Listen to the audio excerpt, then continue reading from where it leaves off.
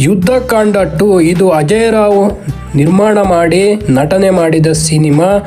ಈ ಕಥೆಯಲ್ಲಿ ಏನು ಹೊಸದಿಲ್ಲ, ಆದರೆ ನಿರೂಪಣೆಯಲ್ಲಿ ಹೊಸತನವನ್ನು ತಂದು ಸಿನಿಮಾ ನೋಡುವಂತೆ ಮಾಡಿದ್ದಾರೆ. ಕೋರ್ಟು ಡ್ರಾಮಾ ಸೀನು ಇಲ್ಲಿ ಬರ್ತದೆ. ಹೆಣ್ಮಕ್ಕಳಿಗೆ ಆಗುವ ಅನ್ಯಾಯದ ಬಗ್ಗೆ ಇಲ್ಲಿ ಧ್ವನಿ ಎತ್ತುವ ಪಾತ್ರದಲ್ಲಿ ಅಜಯ್ ರಾವ್ ನಟಿಸಿದ್ದಾರೆ. ನಟನೆಯಲ್ಲಿ ನೈಜತೆ ಕಾಣುತ್ತದೆ. ಅದು ಅಜಯ್ ರಾವ್ ಇರಬಹುದು, ಅವರ ಸುತ್ತಮುತ್ತ ಇರುವ ಪಾತ್ರಗಳಿರಬಹುದು, ನೈಜತೆಯನ್ನು ಒಳಗೊಂಡಿದೆ. ಹಿಂದಿ ಚಿತ್ರರಂಗದಲ್ಲಿ ಕಾಣುವ ಈ ಜಡ್ಜ್ ಸೀನ್ಗಳನ್ನು ಇಲ್ಲಿ ಅಜಯ್ ರಾವ್ ಆದಷ್ಟು ಬೇಗ ಇಲ್ಲಿಗೆ ತಂದು ಮಾಡಿದ್ದಾರೆ. ಒಂದು ರೀತಿಯಲ್ಲಿ ಇದು ಗೆಲುವು ಅಂತ ಹೇಳಬೇಕು. ಸಿನಿಮಾ ಒಂದು ರೇಂಜಿಗೆ ಚೆನ್ನಾಗಿದೆ ಅಂತ ಹೇಳ್ಬೋದು. ಅಜಯ್ ರಾವ್ಗೆ ಈ ರೀತಿಯ ಒಂದು ಸಿನಿಮಾ ಬೇಕಿತ್ತು ಕಂಬ್ಯಾಕಿಗೆ. ಅದು ದೊಡ್ಡ ಮಾಸ್ ಸಿನಿಮಾ ಬೇಕಾಗಿರಲಿಲ್ಲ.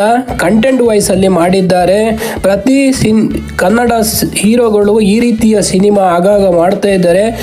ಕನ್ನಡ ಚಿತ್ರರಂಗದಲ್ಲಿ ಒಳ್ಳೆಯ ಕಂಟೆಂಟ್ ಇದೆ, ಒಳ್ಳೆಯ ಡೈರೆಕ್ಟರ್ ಇದ್ದಾರೆ, ಒಳ್ಳೆಯ ಯೋಚನೆಯ ಹೀರೋಗಳಿದ್ದಾರೆ ಅಂತ ಪ್ರತಿ ಸಲ ಅನಿಸ್ಕೊಂಡು ಹೋಗುತ್ತೆ. ಸಿನಿಮಾ ಮೇಕರ್ಸ್ಗಳು ಕೂಡ ಈ ಸಿನಿಮಾ ಒಮ್ಮೆ ನೋಡೋದು ಒಳ್ಳೆಯದು. ಯಾಕಂದರೆ ಹೊಸ ಕತೆ ಇಲ್ಲ ಅಂತ ಯೋಚಿಸ್ತಾರೆ.